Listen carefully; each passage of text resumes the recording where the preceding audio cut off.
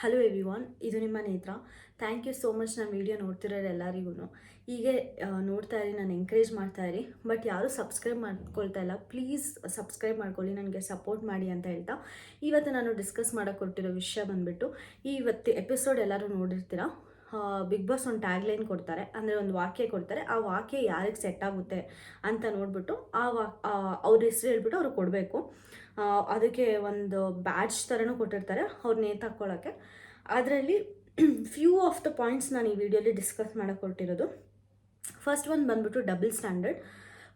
Double standard ಯಾರಿಗೆ ಬರುತ್ತೆ ಮತ್ತು ಯಾಕೆ ಕೊಟ್ಟರು, ಆ ರೀಸನ್ ವ್ಯಾಲಿಡಾ ಅಂತ ಡಿಸ್ಕಸ್ ಮಾಡ್ತೀನಿ. ಫಸ್ಟು ಡಬಲ್ ಸ್ಟ್ಯಾಂಡರ್ಡ್ ಅನ್ನೋದನ್ನ ಮಾತಾಡೋಕ್ಕೆ ಫಸ್ಟ್ ತನಿಷಾ ಅವ್ರು ಬರ್ತಾರೆ. ಅದರಲ್ಲಿ ಸ್ವಲ್ಪ 3-4 ಅಷ್ಟೇ ತೋರಿಸಿದಲ್ವ ಎಪಿಸೋಡಲ್ಲಿ. ಸೊ ಫಸ್ಟ್ ತನಿಷಾ ಅವ್ರು ಬಂದುಬಿಟ್ಟು ಸಂಗೀತ ಅವರು ಡಬಲ್ ಸ್ಟ್ಯಾಂಡರ್ಡ್. ಯಾಕಂದರೆ ಮೈಕಲ್ ಅವರು ಎಲಿಮಿನೇಟ್ ಆಗಬೇಕಾದ್ರೆ ಫಸ್ಟ್ ಟೈಮ್ ಅದರಲ್ಲ ಕಾರಲ್ಲಿ ಕೂತ್ಕೊಂಡು ಆವಾಗ Michael is a kind of negative energy, ಸದ್ಯ ಮನೆಯಿಂದ ಹೋದ್ರು ಅಂತ ಅಂದರು. ಬಟ್ ಅದೇ ಮೈಕಲ್ ಎಲಿಮಿನೇಟ್ ಆಗಬೇಕಾದ್ರೆ ತುಂಬ ದುಃಖದಿಂದ ಹತ್ತಿದ್ರು. ಅದು ಡಬಲ್ ಸ್ಟ್ಯಾಂಡರ್ಡ್ ಅಂತ ನನಗೂ ಹಂಗೆ ಅನ್ನಿಸ್ತು. ಮೋಸ್ಟ್ಲಿ ಮೈಕಲ್ ಆಚೆ ಹೋದರೆ ಕೈಂಡ್ ಆಫ್ 1-2% ಸಪೋರ್ಟ್ ನನಗಿರುತ್ತಾ, ಅವ್ರ ಫ್ಯಾನ್ಸ್ ನಮ್ಗೆ ವೋಟ್ ಮಾಡ್ಬೋದಾ. ಯಾಕಂದರೆ ಇಷ್ಟು ದಿನ ಬಂದಿದ್ದಾರೆ ಅಂದರೆ ಅವ್ರಿಗೆ ಒಂದು ಸಪ್ರೇಟ್ ಫ್ಯಾನ್ ಬೇಸ್ ಅಂತ ಇದ್ದೇ ಇರುತ್ತೆ. ಸೊ ಅದನ್ನು ಟರ್ನ್ ಮಾಡೋಕ್ಕೋಸ್ಕರ ಸಂಗೀತ ಶೃಂಗೇರಿ ಅವರು ನಾಟಕ ಮಾಡಿದರು ಅಂತ ನನಗೆ ತುಂಬಾ ಅನ್ನಿಸ್ತು ನೆನ್ನೆ. ಅದನ್ನು ತನಿಷ್ ಅವ್ರು ಕ್ಲೀನಾಗಿ ಎಕ್ಸ್ಪ್ಲೈನ್ ಮಾಡಿದರು ಅಂತ ಅನ್ನಿಸ್ತು. ಮತ್ತು ಅಷ್ಟೇ ಅಲ್ಲದೆ ನಮ್ರತಾ ಅವ್ರ ಬಗ್ಗೆ ಡ್ರೆಸ್ಸಿಂಗ್ ರೂಮಲ್ಲಿ ಇವರು ಸಂಗೀತ ಶೃಂಗೇರಿ ಮಾತಾಡಿದ್ದಂತೂ ನಿಜವಾಗ್ಲೂ ನಿಜ. ಅವ್ರಿಗೆ ಹೋಗ್ಬಿಟ್ಟು ತುಂಬ ಸಲನೇ ಹೇಳಿದ್ದಾರೆ, ಅವರು ಟೀಮಲ್ಲಿ ಹೋಗ್ಬಿಟ್ಟು ನಾನು ಯೂಸ್ ಆಗಿಬಿಟ್ಟೆ, ನಾನಿನ್ನು ಹೋಗಲ್ಲ, ನಮ್ರತಾ ನೋಡು ಅಂತ. ನಮ್ರತಾ ಬಗ್ಗೆನೂ ತುಂಬ ಸಲ ಲೈವ್ ಆಗೇ ತನಿಷ್ ಹತ್ರ ಸಂಗೀತ ಶೃಂಗೇರಿ ಅವ್ರು ಮಾತಾಡೋದನ್ನ ಎಷ್ಟು ಸಲ ತೋರಿಸಿದ್ದಾರೆ. ಬಟ್ ಅವ್ರ ಮುಖ ಕೊಡ್ದಂಗೆ ನನ್ನ ಹತ್ರ ಮಾತಾಡೇ ಇಲ್ಲ ನಮ್ರತಾ ಬಗ್ಗೆ ಅಂತ ಒಂದು ಸ್ಟೇಟ್ಮೆಂಟ್ ಪಾಸ್ ಮಾಡ್ತಾರೆ. ಅದ್ರ ಬಗ್ಗೆ ನಿಮ್ಗೇನು ಅನ್ನಿಸ್ತು?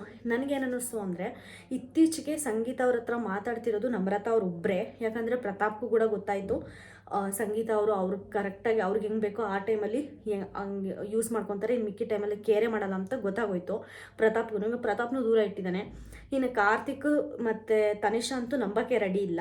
ವಿನಯ್ ಎಷ್ಟಕ್ಕಿರಬೇಕೋ ಅಷ್ಟಕ್ಕೆ. ಯಾಕಂದರೆ ಅವ್ರಿಗೆ ಗೊತ್ತಾಯಿತು ಇವಳು ಏನಕ್ಕೆ ಸಂಗೀತ ಶೃಂಗೇರಿ ಅವರು ಏನಕ್ಕೆ ಈ ಥರ ಮಾತಾಡ್ತಿದ್ದಾರೆ, ಅಳೋದು ಇದೆಲ್ಲ ಅಂದ್ಬಿಟ್ಟು ಅವರಿಂದ ಎಷ್ಟು ದೂರ ಇರಬೇಕೋ ಅಷ್ಟು ದೂರ ಇರ್ತಾರೆ.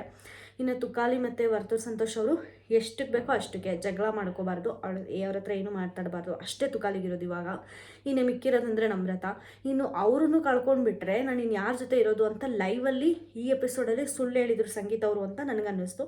ನಿಮ್ಗೇನು ಅನ್ನಿಸ್ತು ಅಂತ ಕಮೆಂಟ್ ಸೆಕ್ಷನಲ್ಲಿ ತಿಳಿಸಿ. ಮತ್ತು ಕಾರ್ತಿಕ್ ಅವ್ರು ಬರ್ತಾರೆ.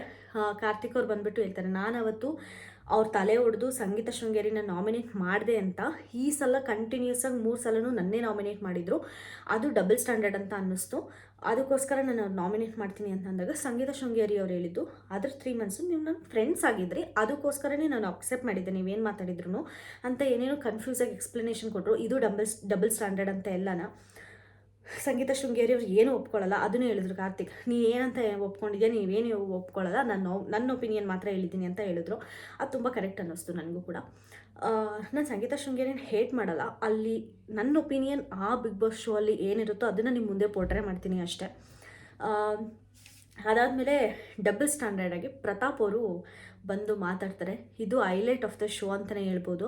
ಅವರು ತೊಗೊಂಡಿದ್ದು ಪಾಯಿಂಟ್, ಅವ್ರು ಏನು ಮಾತಾಡ್ತಾರೋ, ಅವ್ರು ಏನು ಮಾಡಿದಾರೋ ಬೇಕಾಗಿಲ್ಲ ಗುರು.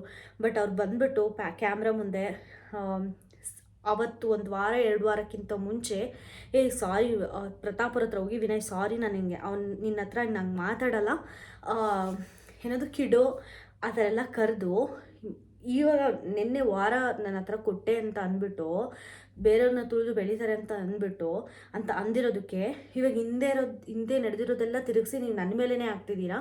This is called double standard ಅಂತ ಹೇಳ್ತಾರೆ ಪ್ರತಾಪ್ ಅವರು. ಸೀರಿಯಸ್ಲಿ ಆ ಪಾಯಿಂಟ್ ಮಾತ್ರ ಸೂಪರಾಗಿತ್ತು ಅಂತಲೇ ಹೇಳ್ಬೋದು. ಯಾಕಂದರೆ ಅಲ್ಲಿ ಆ ಪಾಯಿಂಟ್ಗೆ ವಿನಯ್ಗೆ ಆನ್ಸರ್ ಕೊಡೋಕ್ಕೆ ಇರಲಿಲ್ಲ, ಅದಕ್ಕಿಂತಲೇ ಅಷ್ಟೊಂದು ಕಿರ್ಚಾಡಿದ್ರು ಅಂತ ಅನ್ನಿಸ್ತು. ಮತ್ತು ಅವ್ರು ಕಿರ್ಚಾಡಿದ್ದು ಕೂಡ ನನಗೆ ಒಳ್ಳೆ ರೀತಿ ಅನ್ನಿಸ್ಲಿಲ್ಲ.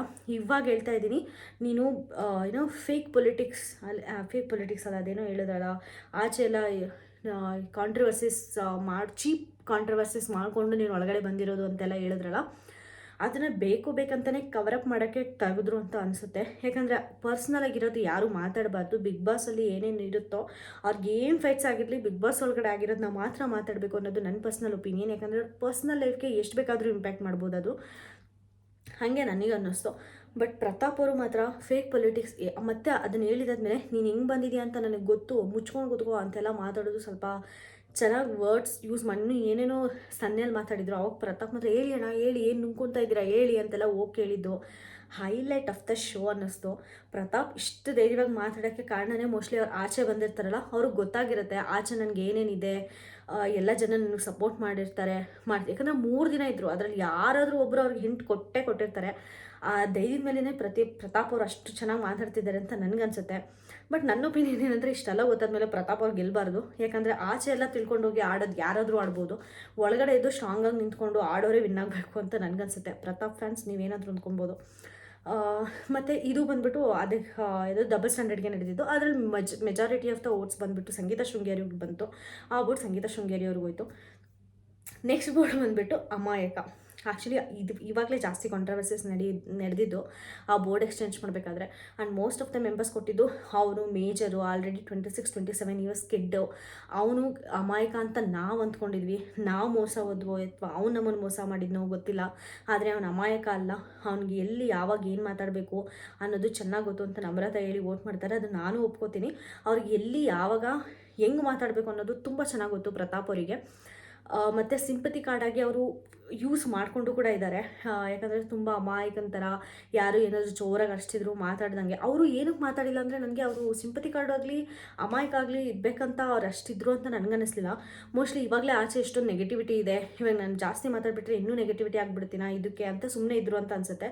ಬಟ್ ಒನ್ಸ್ ಅವ್ರ ಅಪ್ಪ ಅಮ್ಮ ಬಂದು ಹೋದ್ಮೇಲೆ ಆಗಲಿ, ಅವ್ರು ಬಂದು ಚೇಂಜು, ಮತ್ತು ಇವಾಗ ಹಾಸ್ಪಿಟಲ್ಗೆ ಹೋಗಿ ಊಟ ಬಿಟ್ಟು ಹಾಸ್ಪಿಟಲ್ಗೆ ಹೋಗಿ ಅವ್ರು ಸ್ವಲ್ಪ ಅದ್ರ ಬೇಕಂತ ಉಪವಾಸ ಇದ್ರು ಅಂತ ಹೇಳಲ್ಲ. ಗುರೂಜಿ ಬಂದ್ಬಿಟ್ಟು ಹಿಂಗೆ ಹೇಳಿದಾಗ ಮತ್ತೆ ನನ್ನ ಕಷ್ಟ ಬಂದ್ಬಿಡ್ತಾ ಅಂತ ಎದುರ್ಕೊಂಡು ಉಪವಾಸ ಇದ್ರು ಅಂತಲೇ ನನಗನ್ಸೋದು. ಯಾಕಂದರೆ ಯಾರ ಎಮೋಷನ್ಸ್ 3-4 ದಿನ ಯಾರಿಗೂ ಉಪವಾಸ ಇರಬೇಕು ಅಂತ ಅನಿಸಲ್ಲ. ಹಂಗೆ ಇದ್ದು ಇವಾಗ ಜಾಸ್ತಿ ಅವ್ರಿಗೆ ಓವರ್ ಕಾನ್ಫಿಡೆನ್ಸ್ ಬಂದಿದೆ. ಹಾಗಂತ ಓವರ್ ಕಾನ್ಫಿಡೆನ್ಸ್ ಬಂದಿದೆ ಅಂತ ಅವ್ರೇನು ತಪ್ಪಾಗಿ ಮಾತಾಡ್ತಾಯಿಲ್ಲ, ಬಟ್ ತುಂಬ ಧೈರ್ಯವಾಗಿ ಮಾತಾಡ್ತಾ ಇದ್ದಾರೆ. ನಾನು ಹೇಳೋದಂದರೆ, ಗೊತ್ತಿರೋರು ಹೆಂಗಾದರೂ ಇರ್ಬೋದು, ಸಿಚುವೇಶನ್ಗೆ ತುಂಬ ವರ್ಸ್ಟಾಗಿದ್ದಾಗೂ ಪ್ರತಾಪ್ ಅವ್ರು ಹಿಂಗೆ ಮಾತಾಡಿದ್ದಿದ್ರೆ ಆವಾಗ ನಾನು ಪ್ರತಾಪ್ ಅವ್ರಿಗೆ ಪಕ್ಕಾ ಸಪೋರ್ಟ್ ಮಾಡ್ತಾಯಿದ್ದೆ. ಇವಾಗೆಲ್ಲ ತಿಳ್ಕೊಂಡ್ಬಿಟ್ಟು ಆಚೆ ಬಂದು ಮಾತಾಡ್ತಿರೋದು ನನಗೆ ಅಷ್ಟು ಪ್ಲಸ್ ಪಾಯಿಂಟ್ ಕಾಣಿಸ್ತಾ ಇಲ್ಲ. ಇದು ನಾನು ಹೇಳ್ಬೇಕು ಅಂದ್ಕೊಂಡಿದ್ದು.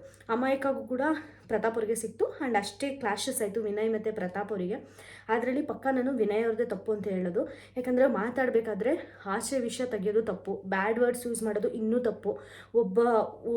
ಯಾವುದೇ ಬಿಗ್ ಬಾಸ್ ಕಂಟೆಸ್ಟೆಂಟ್ನ ಸಿಂಗುಲರಾಗಿ ಮಾತಾಡಿಸೋದು ಅದು ಇನ್ನೂ ತಪ್ಪು. ಮತ್ತು ನೀನು ಯಾಕೆ ಇಲ್ಲಿದ್ಯಾ, ನೀನು ನಾಲ್ಕು ಈ ಬಿಗ್ ಬಾಸಲ್ಲಿರೋದು ಅನ್ನೋದು ಇನ್ನೂ ತಪ್ಪು.